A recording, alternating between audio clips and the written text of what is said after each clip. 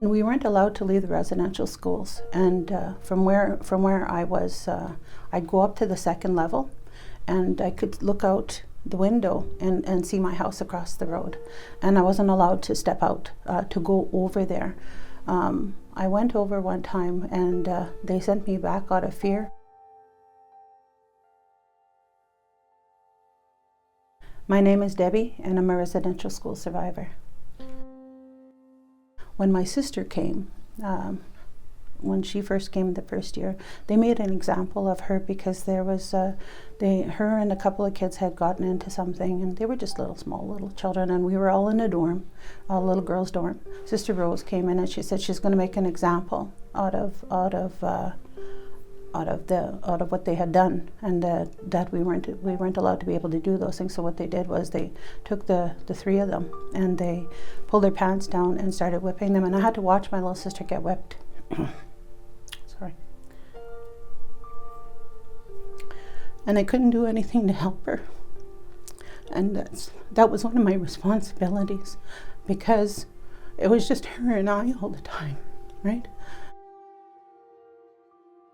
When I was in the residential schools, my very first experience of somebody coming of age was a very violent one. There was a young woman that was budding way before the rest of us. We were just younger, right? And she was around the same age as we were.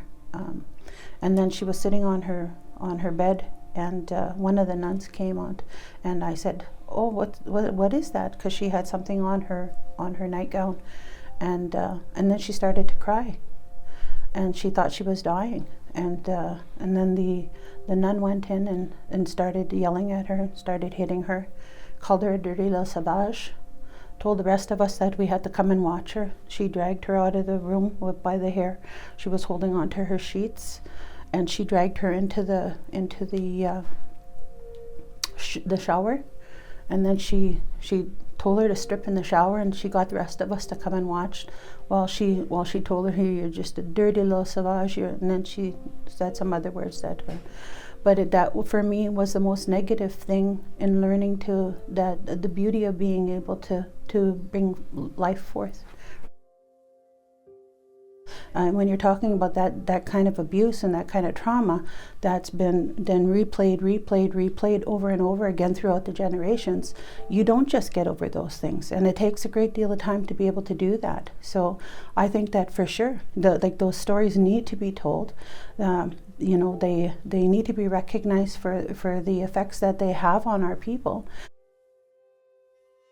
A lot of times the recognition that the residential schools made that much of an impact on our people is not really recognized out there. And a lot of times what I do is I try to educate people. The thing about trauma is that it's not something that we're just going to be able to get over like that. When I hear this being said time and time again, where we're told that pull yourself up by the bootstraps and just get over it, right? Well, you really can't just get over something that's been ingrained in for like 147 years, right? It took a long time to be able to work through the pain that it caused, right? I'm still not quite through all of it. I've been walking this way, really implementing it when my daughter was about 4 years old, and I'm 55 now, right? It's taken that long to be able to get to a place where I feel good again, like where I feel that I'm blessed, that my life is in a good place, that I'm able to let go of that ugliness that came through the residential schools and my experiences there. I definitely think it's important for Canadians to know about residential schools. Without a doubt, 100%. It should be in the schools. The education should be there for all Canadians to know about.